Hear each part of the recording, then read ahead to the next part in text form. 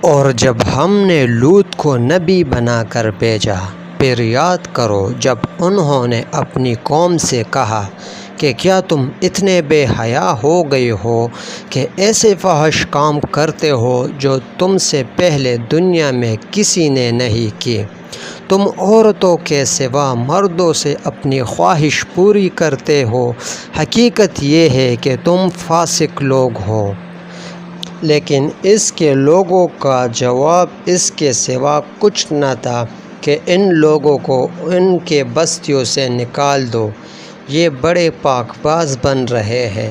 آخر کار ہم نے لوط اور ان کے گھر والوں کو بچا لیا، سوائے ان کی بیوی کے جو پیچھے رہ جانے والوں میں سے تھی، اور ہم نے اس پر بارش برسائی۔